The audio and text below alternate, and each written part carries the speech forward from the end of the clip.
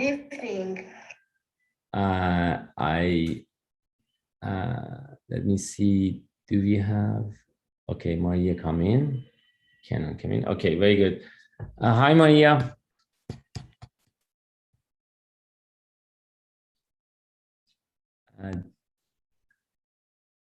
Mariia, do you hear me? Yes, I can hear you. Very good, thank you. I think Mariia is on. Mariia, can you please turn on your camera and your... Okay, fantastic. Hi, Mariia.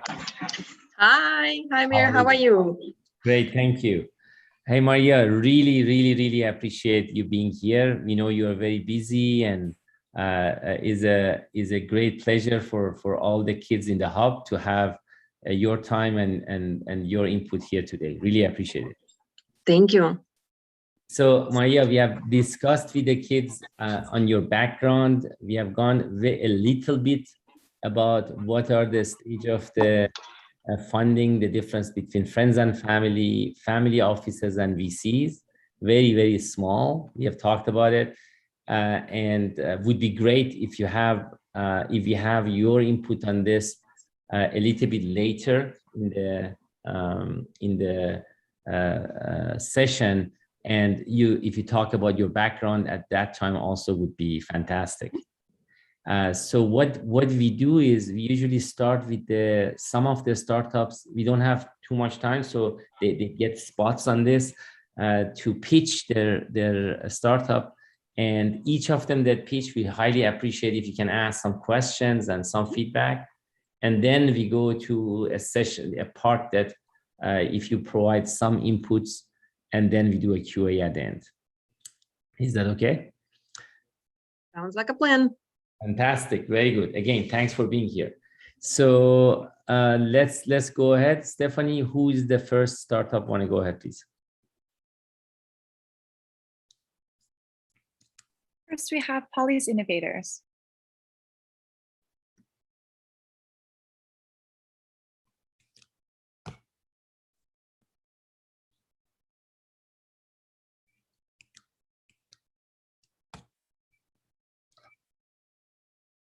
So do we have Poly Innovators ready? Can you please go ahead?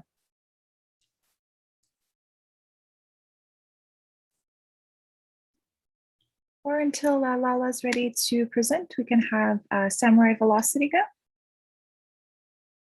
Yeah, let me just share my screen. Yeah. Hi, everyone. Our team's name is... Sorry, share your video, please.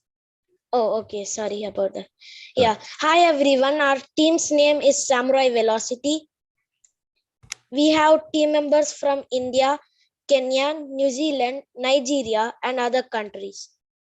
And you can know more about our team by going to our website. This is the link and QR code. So now let me talk about our best product, which is bamboo for carbon removal. So I'm sure you know that the world's biggest problem right now is burning of fossil fuels for electricity production. You can see just the spike in carbon emissions just because of fossil fuels. And so for that, our solution is to replace coal with bamboo for electricity. But why bamboo? Bamboo is a grass, so it won't die when the stalks are trimmed. Its seeds are much cheaper and it survives with less water and can grow in non-fertile soil. It also has a higher yield.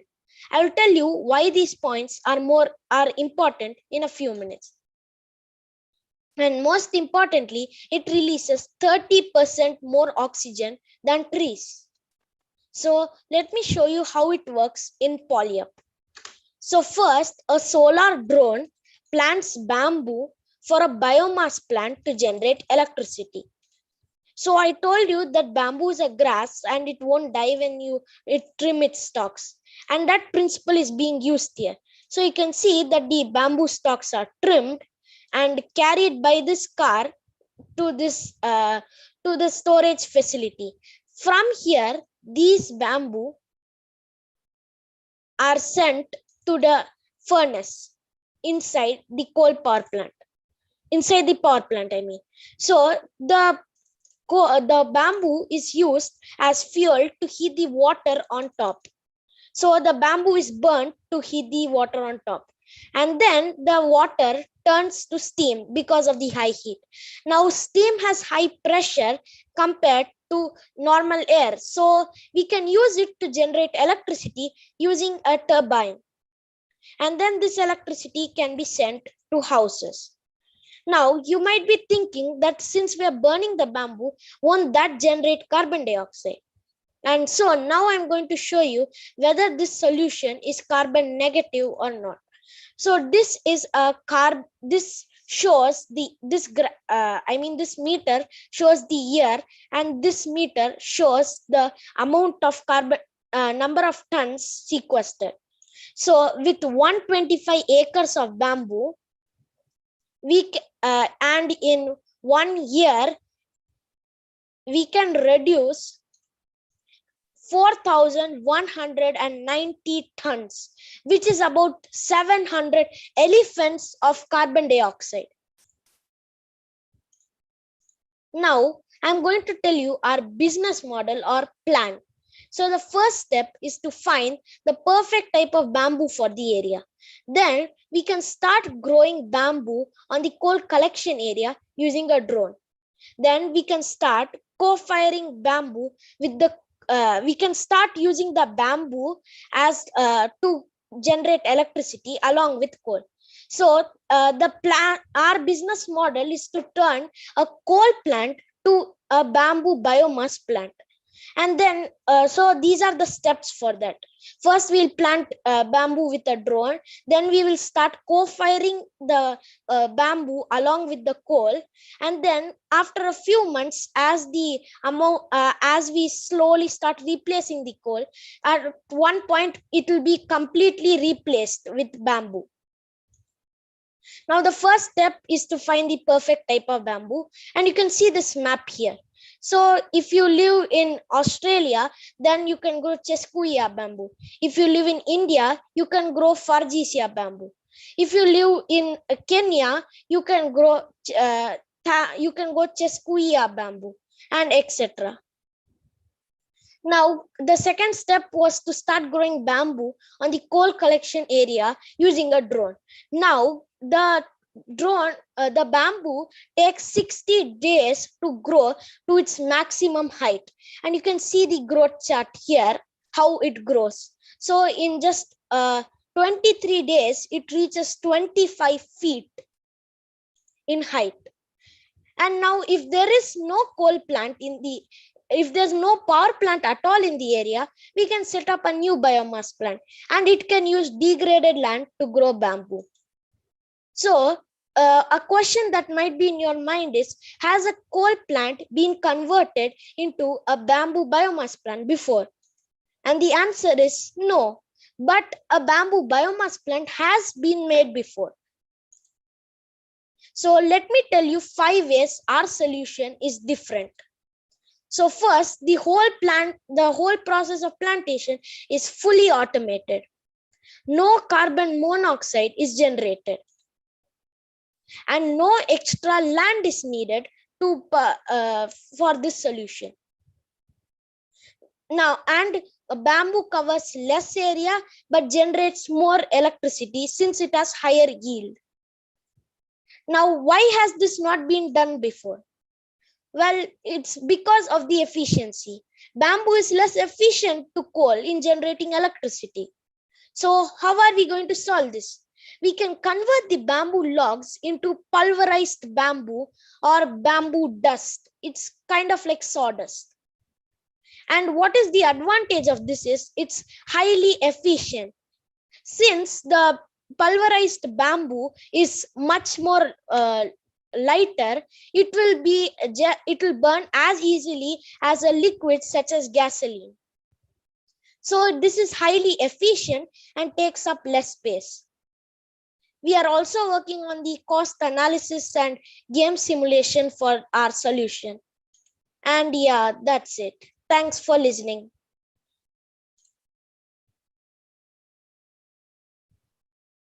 So Maria, you like to go ahead with any Yeah. questions? You can tell me a little bit. So this is an interesting idea, right? Of using a different source. Tell me how you would balance the sources, right? So you mentioned a little bit of that, of thinking about kind of finding the sources and making sure that they're renewable and that they actually can replenish. I'm sorry, but could you just repeat your question? Yeah, so how do you ensure that bamboo or any other source would also be, renewable and replaceable and not affected in any way? And how prevalent is it so that you're able to make that switch? I know you mentioned some of that in your presentation. Yeah, so are you asking about the whether it is it carbon negative or whether it's, I didn't really understand your question, sorry about that, but could you just? Yeah, so bamboo, can you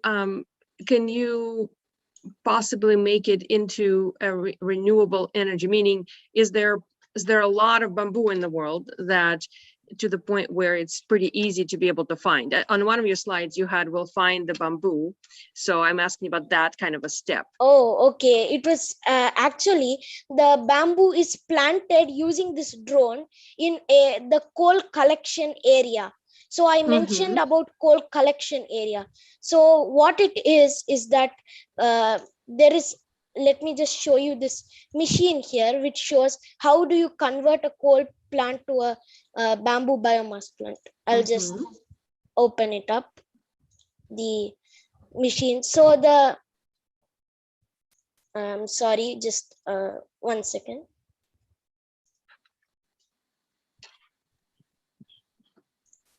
Yeah, it's this one.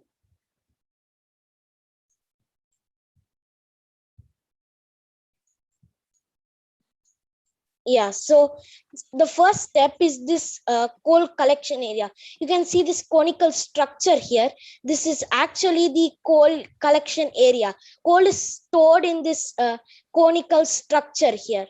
So you can, instead of collecting coal here, to transform it into a bamboo biomass plant, we are going to plant new bamboo using a drone. So we are not, first we are going to find a species which is good for this area, and then we are going to plant those seeds using a drone. And then the second step is actually to replace the oil igniter. So actually, to start the flame inside the bamboo, inside the furnace, you will oil igniter is used, but that is not eco-friendly. So we are going to use solar igniter in place of that. And then the furnace should be made suitable for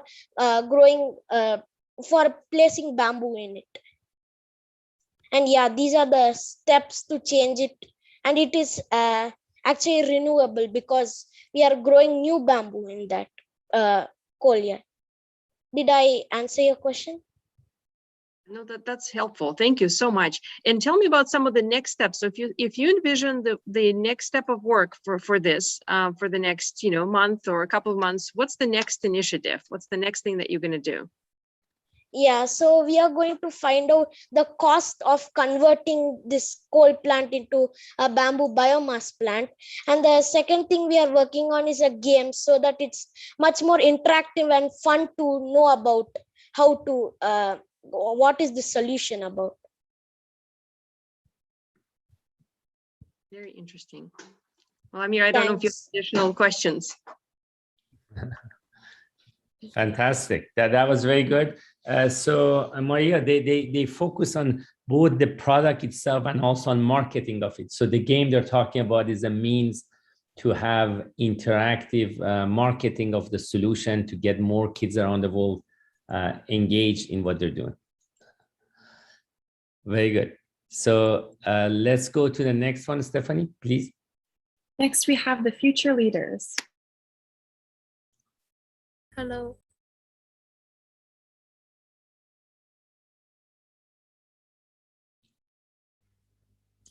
The name of our group is Future Leaders. We haven't made a machine yet, but we and we only have one slide. We will make additions to our slides.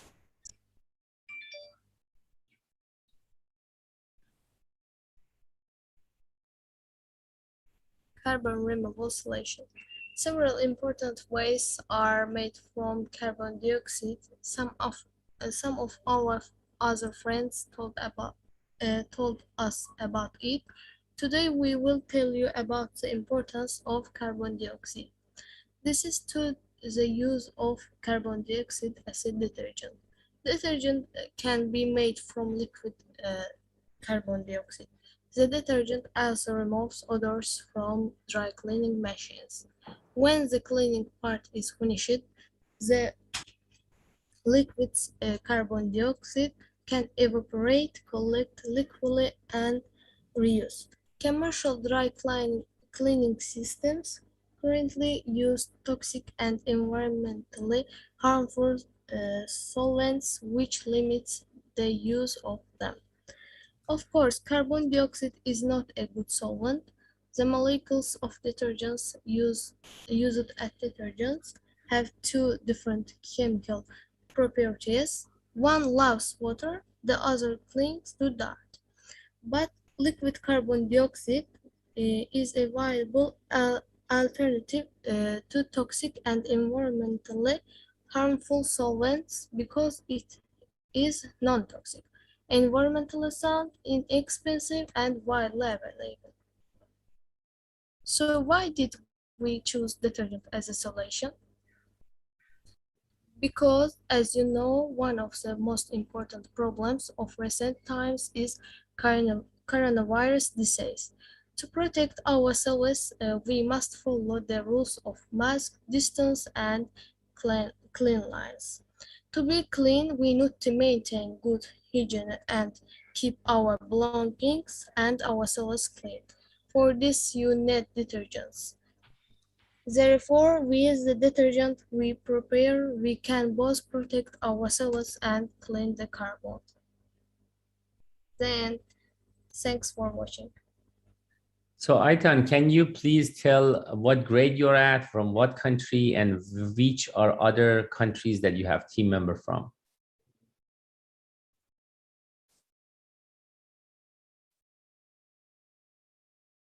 Aitan, you're on mute, I think.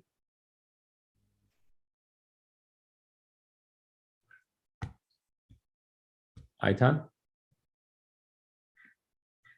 Yes.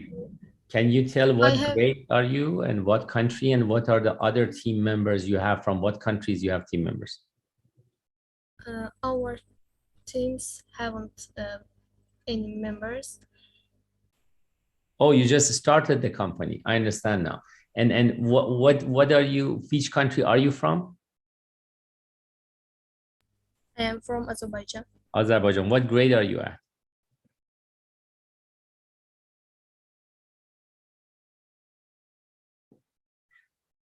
Okay. So Mariia, can you go ahead, please? So this is one of the new companies. It's just the first time that she presented. That's great. Go ahead, Mariia, please. Well, very exciting that you have interesting ideas. And I'll ask kind of some of the similar questions is, what do you think now you actually have to develop a product? How are you going to go about it across the team? And how are you thinking about what's kind of the next steps, and not just one step, but how are you kind of thinking of the whole process that you're going to implement this?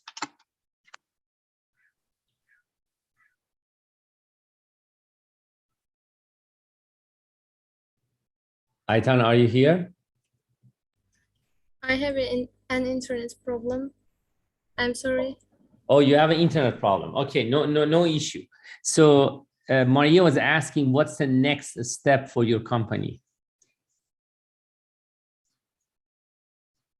We prepare a machine. Okay, so the next step is to simulate their solution. Very good. And you know that you can start to recruit more of the team members by talking on the Discord and finding new team members. That was very good, Aitan. Thank you. So Mariia, one of the points is English is of course not their native language, and is very brave of them that they present. So Wonderful of them. Thank you yeah. for doing that.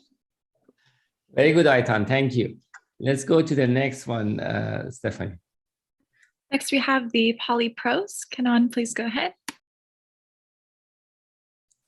Yep.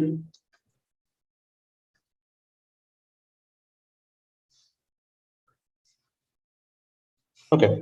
Hello, everyone. My name is Kenan. I'm a student from Azerbaijan, currently studying in 12th grade, presenting here today on behalf of our company, PolyPros.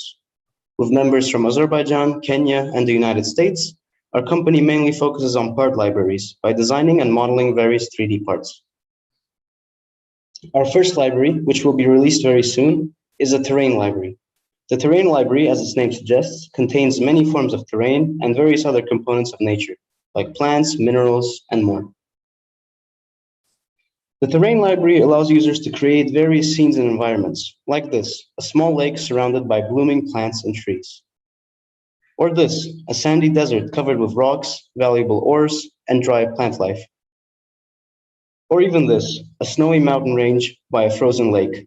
To put it simply, the library offers countless possibilities, and the user's only limit is their imagination.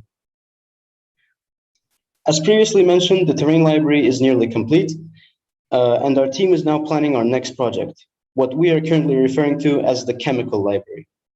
This library will help demonstrate numerous chemical reactions at a molecular scale. This is significant in relation to the carbon removal project, as the parts can be used by other companies in their solutions to demonstrate the removal of carbon from the atmosphere. The basic concept of this library is that it will have multiple spheres, which represent different atoms, each with its own amount of anchors depending on the atom.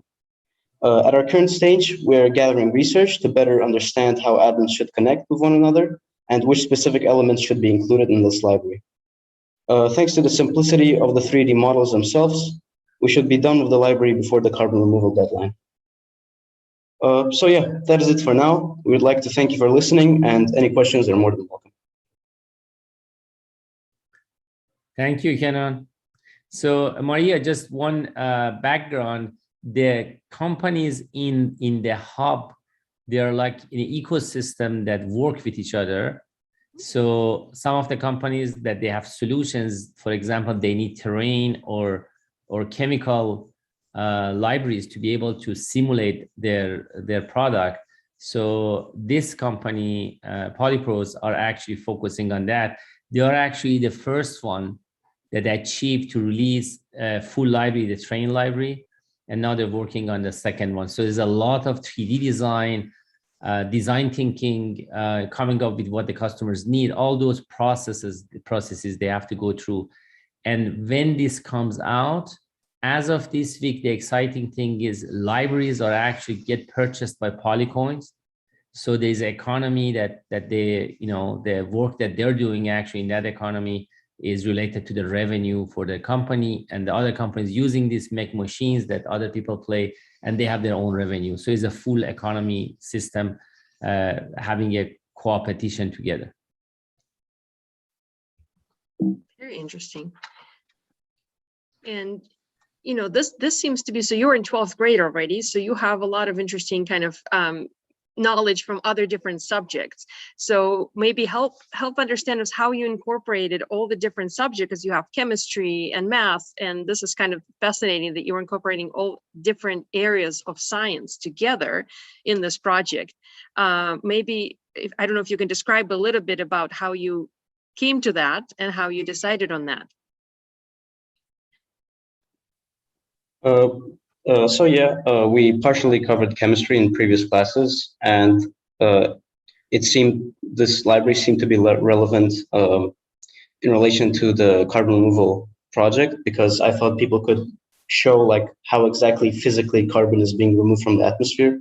And I also got a lot of advice and recommendations from other members of the hub, which influenced our decision to settle on this library. Very interesting. And are you planning to implement some of this, and kind of what is the grand vision? So not even just the next kind of step or two, but what would you ultimately want to do, like at the final destination of that, or final vision for this? I guess after we finish this library, we'll just keep moving and help our fellow hub members by releasing more parts for them to use in their own projects. You able to incorporate this to other type of libraries? I mean, are you able to kind of grow this to other fields? Other fields like topics? Yeah, other topics. Yeah, for sure. We might also help other team. I believe one of the other companies, they're working on factory parts, which is also relevant to the carbon removal project. So we may be collaborating with them in the future as well and helping them out too. So yeah, we're definitely considering more topics. Well, sounds great. Thank you so much for presenting. So Kenan, that was fantastic. Mariia, one of the basic principle in the libraries in the environment is they work together. So every library gets added.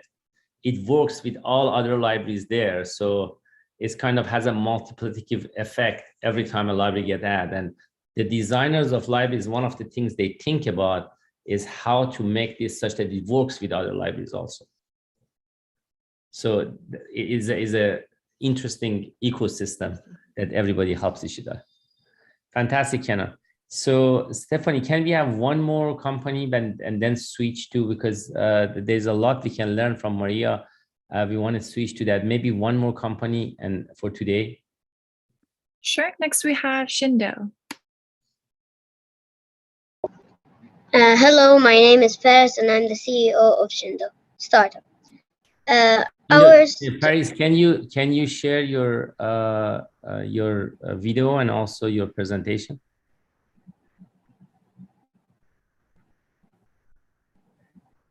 One second, please.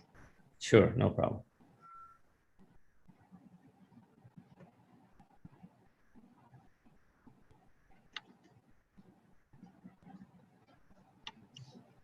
Sorry, but I need to put again.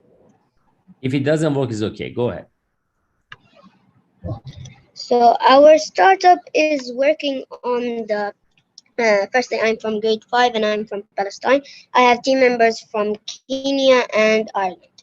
Our startup is working on carbon removal artificial trees. These carbon removal trees can remove 1,000.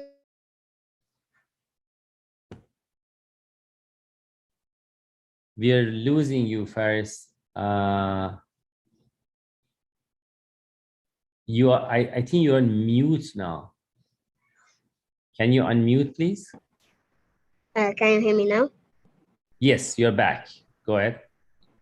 It is made out of resin, and it can move on the ground. So when the carbon is in the air, it sticks in it, and then the artificial tree sends it to the storage while it makes it as ethanol diesel. So it can help in many situations. We are also trying to make cities that are green cities. Green cities are very nature friendly cities. So it would be very great to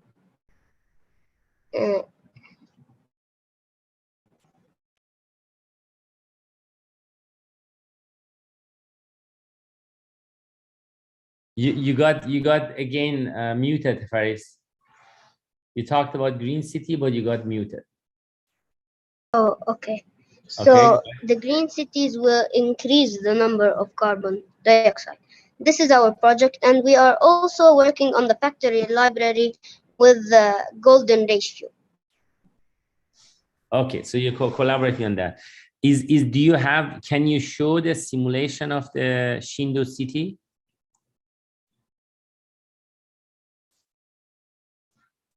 Faris, I can't right now, sorry. Oh, you can right now. Okay, no problem. So go ahead, Mariia, please. That you're thinking of making green cities, right? So that's how. What are some ways? I know you're in a kind of maybe a brainstorming session of all the different possibilities of how you're going to build this. Are there some interesting things that you are thinking that should be in the green city, and how would you incorporate them? In the green cities, we made a machine, and in it there is wind energy and cars that works on electricity and batteries. So, and also in the sun energy. So this will increase the number of carbon emissions in the town, and the artificial trees will help a lot in the town. Great. And what are some of the next steps for your adventure of a business? What are some of the things that you are going to do next? Next, we are going to focus more on the factory library because we need it to the carbon removal projects.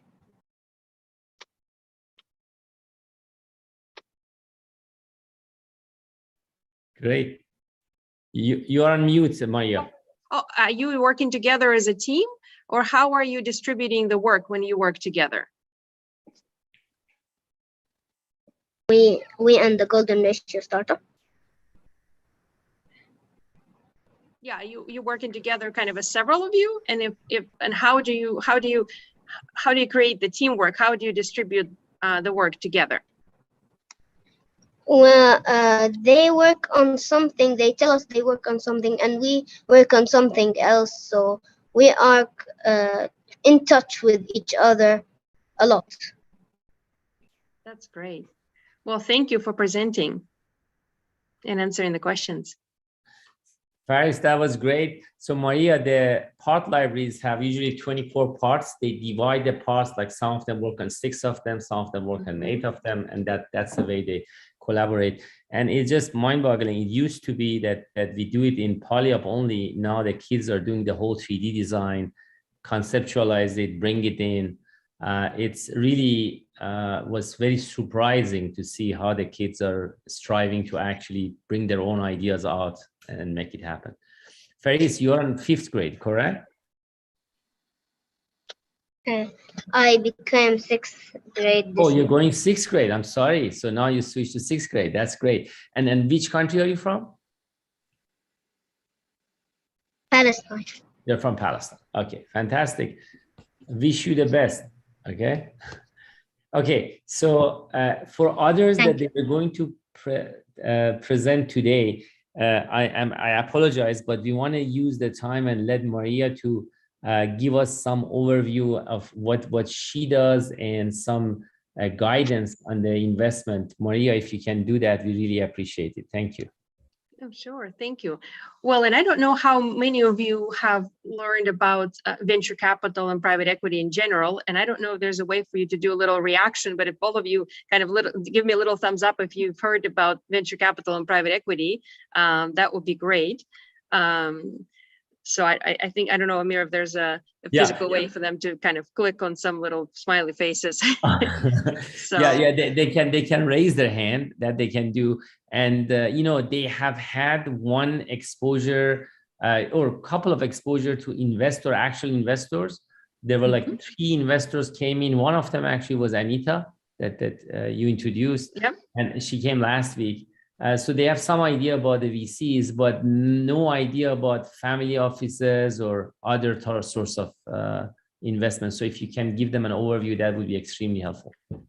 Well, so there's kind of a big world of an investing capital, and if you think about it, it starts with somebody who has the capital that they need to invest, and they also need to preserve. So that could be some sort of an entity. For example, it could be a university. That might be kind of understandable, or a school. Imagine a school has some sort of endowment that they manage. So their goal is to grow it a little bit, but also being able to, not lose it. And then they think about all the various ways to invest it over time, knowing that they would have to, pay some scholarships and, build buildings and do different things. There's other types of investors, such as, insurance companies, family offices, which is capital from one or several families. So there's various providers of capital in the industry. And those providers typically provide capital to, as you heard from Anita, to the venture capital and private equity industry. And they design a strategy typically called investment policy strategy of how they're going to provide that capital. So they decide to which funds they're going to provide it and at what area of that kind of venture capital private equity market. So if you think about venture, it starts with a very early seed stage. So that's when somebody has an idea or a light bulb in their head and they think, oh, this is going to be very interesting. And somebody would like to invest in them because they think that this idea can grow and they believe in them and their idea. On the kind of the next stage, right, the company might have already built a prototype and now thinking about how to expand and grow, and so they need more capital, and so there's more series of capital infusion into the company, so Series A, Series B, and so forth. Oftentimes they're called by these letters like A, B, C stages. So, and then at some point in time, the company might be going closer to like the bridge financing to be able to exit, and or even as a private company needs some private equity financing. So a little bit later stage where its company is already bigger, maybe already making revenue, and maybe decide that they would like to have to expand into another country or another facility or another area, and so for all of that there's different funds specialize oftentimes in different areas. Some funds have more than one area, but most of them specialize in areas, and then they also specialize by industry. So some funds might be focused on technology, and even within technology there's very particular subsets of the industry, right? There could be somebody who is investing in hardware and somebody investing in software, semiconductors or SaaS or applications. So there could be even a narrower focus. And then there's another specialization by the type of industry. So for example, it could be financial technology or fintech, or it could be education technology and it's ed tech, right? So it's like an ed tech, education technology, or medical technology, and that would be med tech. So there's a whole variety, or biotech, right? So there's a lot of technology that's being developed for particular things. Some funds specialize in medical field and medical devices and pharmaceutical, creating new new ability to create medicines and maybe new equipment for various medical processes. So it's it requires quite a bit of specialization. So what happens is if there's an endowment, they might not be able to specialize in every single area of the very diverse market, and so they would actually invest in a venture capital fund or a manager who specializes in this area, because that's all they do, and they provide expertise in that type of an area that they do. So so that is why they kind of have, they gather a lot of different types of funds, and they do a couple of things with this. One is the investor diversifies, meaning they're not in just one area of investment world, they are in multiple different areas. Second, they try, sometimes they also think about the passions that they have and helping the world from perspective of impact and development of new technologies. You mentioned, quite a lot of you mentioned today about some of the renewable energy and technologies. So there's also a subset of venture capital that specializes in that. And so there's a whole kind of world out there of them, but at the end, it looks like a kind of a three-part world. One is the investors, endowments, family offices, foundations, which is a philanthropic entity. They invest in funds that specialize in particular area of the venture capital private equity market. And then they invest in entrepreneurs and people who build companies and startups.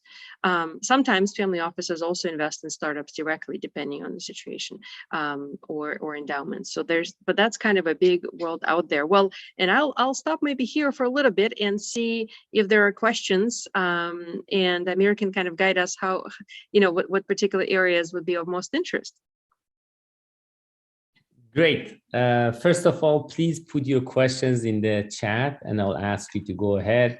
I want to first give you an example what, Mariia, can you explain a little bit about the family office that you are in? What does that mean and what you do? And then I want to ask a couple of questions. That's good to see an example.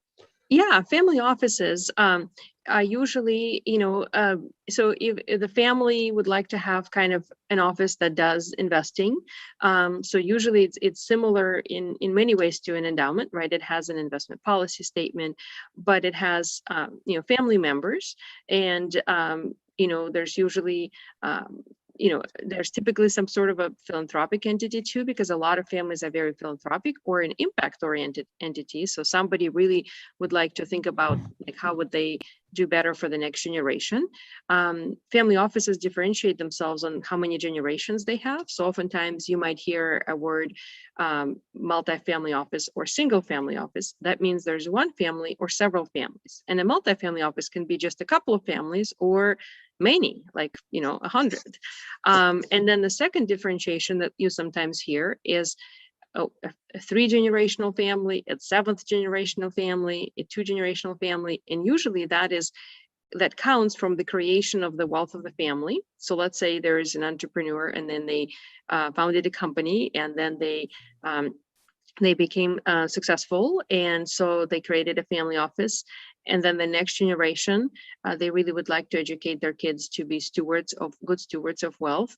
And so then they're going to count as a kind of a, first generation of capital creators, and then second generation, and their grandkids will be 3rd generation, and the great grandkids will be 4th generation, and so forth.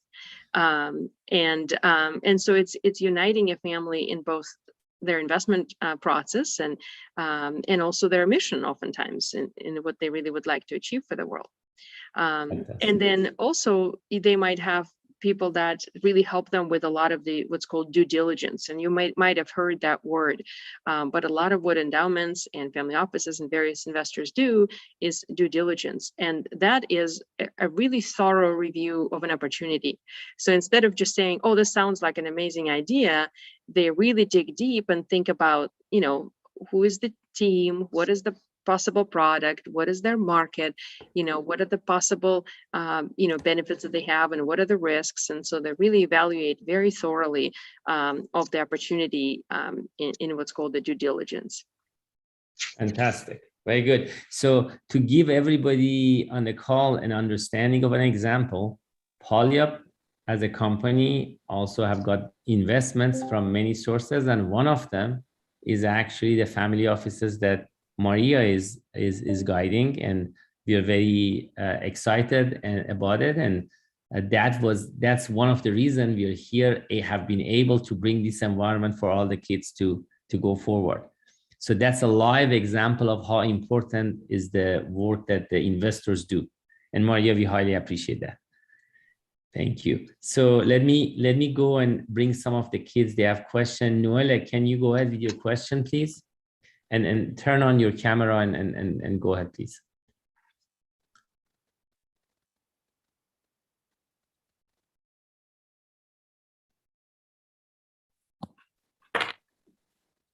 And then say what grade you are and what country from, please. Okay, so my name is Noel, from Kenya, but I'm currently living in Rwanda. I was in grade 6, but I'm going to grade 7 in the next 2 days. My first question was, do investors take into consideration, like, do they look at how much money the company has or how much potential they have? Because let's say a starting company, right? I don't have anything, it's just land. Let's say I'm an architect and I want to build a house or maybe an industrial plant, and I need investors. So if I ask for investment, will the investors take into consideration what I look like or how much money I have? Do they look at you based on how much money you're going to produce? It's hard to say for every investor what are some of the criteria, but I think typically it is the potential for the company to grow and generate, revenue and profit, and also coupled with risks, right? Because on the other side is how risky is it going to be? And oftentimes one thing they look at how big of an impact, how big of a market that might be, what are the possibilities of growing this. So you can think about some interesting examples in the industry, right? As to somebody come up with idea and said, well, this is going to be very interesting, and then they executed, and then now many people use that, and so it really grew as a business model and as a market. And also the next question is, even if everybody's using it, are they really receiving revenue? So, and that's kind of a question, right? As to, I think that oftentimes they look at what kind of return they can produce, and that's from the financial standpoint, and then with what type of risk. But there's also a standpoint of impact, because if an investment is also creating kind of a really positive impact in the world, that's also important for some investors. So it could possibly be both. Thank you. Great, I appreciate that. Thank you. Let's go next. Ava, go ahead, please. So my question is, where's the best place to go if you're a startup that needs more money from investors? Like, how do you contact them and things like that? Yeah, that's question. So it could be a whole strategy of how you think about this. I guess the first is you have to identify how much capital you need and for what type of, how you're going to kind of use it over the immediate and longer future. And then some investors specialize in your industry or specialize also in very particular kind of a stage of the market. So there might be investors who make investments that are small investments, like a seed stage investment and early in the process, and some investors make only very large investments in a late stage in the process. So I think it's very important that you reach out to the right investors. And then there's a variety of ways of people learning about that. There's and I know Amir can kind of talk about that too, but there is people make presentations at conferences, people speak up at events, people also look online to see who actually is very specializing in the market. People might be able to kind of look and see what type of industry events are happening in the venture capital industry. And I think the biggest is to be able to really be kind of seeking the right group of investors, right? So being able to, in the right stage, and so because you wouldn't really want to be spending time speaking with somebody who only can make very large, very late stage checks when they see revenue, when you are having a seed stage idea, company. I just have one more question. Mm-hmm. So it's better to find an investor who's in who has invested in companies with a similar idea as yours, like a similar path as yours and goal as yours, or is just a general investor fine as long as you can get the money for your company? That's a very good question. And, I would probably say that it really largely depends on how you view the role of your investor. Many people actually really would like them to be an advisor as well and helping through that. So sometimes it's actually helpful to have somebody who's specializing in your field or invested in companies that are similar. Not only then that you are kind of similar to what they typically do, but they also might be able to guide you at some moments, and then that would be helpful as you're developing your business. So, and I think it's actually a really good question. If you can find somebody who's really specializing in what you do, and they might be able to understand much better too about the market that you're trying to cover and the product that you're trying to build. Okay, thank you. What grade and what country are you from, Ava? I'm in 7th grade and I'm from the US. Okay, thank you. So Mariia, one of the things is we are now seeing that the kids connecting the math to making simulation of their product. Now really it gets to the next stage to start to have some kind of entrepreneurship training for them, and we haven't started that. Last time when Anita came here, she was very excited. GSV has some entrepreneurship program for more grown-ups and like last stage of high school. So we are going to have a collaboration with them to actually bring those kind of trainings for these kids as a next level. That's exciting. So yeah, it's just mind-boggling how fast the kids are going through this kind of ladder. So we're getting already to the point that we see the need is there. So let's have the last question from Kenan. Kenan, go ahead. And please turn on your camera also.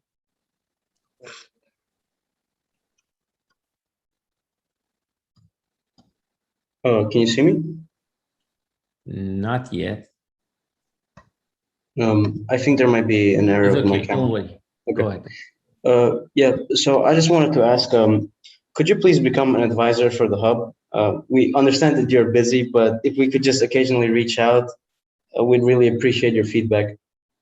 Well, thank you. Thank you so much for your kind words. I know Zora, who's here, I think too, and Amir have been really kind to invite me to help out, and glad to be helpful in any possible way. And we can discuss and see what might be possible. But if I could be of help, I'm really excited that all of you are building these projects and doing these very interesting, amazing things. Fantastic. Thank you. Thank you, Mariia. I appreciate that. Really appreciate it. So Mariia, sorry, we are already over time. There is one exciting news for the hub. I'd like you to hear that. Then we not get more of your time. You go to the next session with the kids. But there is some very exciting news that's happened. I want all the kids know about it. Just last week, we had an amazing opportunity that opened for the kids in the hub, and that is the Center for Sustainable Development and Global Competitiveness of Stanford have become a partner with PolyUp to help one become an institutional advisor for the hub for the submission to X Prize, which actually is in a month from now. So I want to tell to all the kids, now you have actually not only one person that knows one area, you have actually an institution in Stanford, which is globally known, is got accepted to become a partner. And the reason for that is the head of this center, Professor Mike Lepek, came a few weeks ago on a similar session and saw the kids pitching. So the kids, your companies and your pitches have achieved to get the interest for one of the most famous centers in Stanford in the areas which is relevant to the solutions you're putting in place to work with us. So what's going to happen is, as of this week, we're going to provide opportunities to get answer to many of detailed questions you have. For example, cost analysis of your solutions, what's the next step you need to do, and get prepared for the submission by October 1st with the help of the center. So congratulations to all of you for making such an achievement. Mariia, you also see this. They are rocking and rolling, these kids. That's exciting. Yeah. Again, thanks a lot, Mariia. Really appreciate it. That was tremendous help and input and guidance to the kids. We'll continue with the kids, but we'll let you go such that we don't bother you for more time. Thank you so much for having me, and good luck, everybody. Thanks, Mariia. Have a great day. Have a great day. So let's continue. We are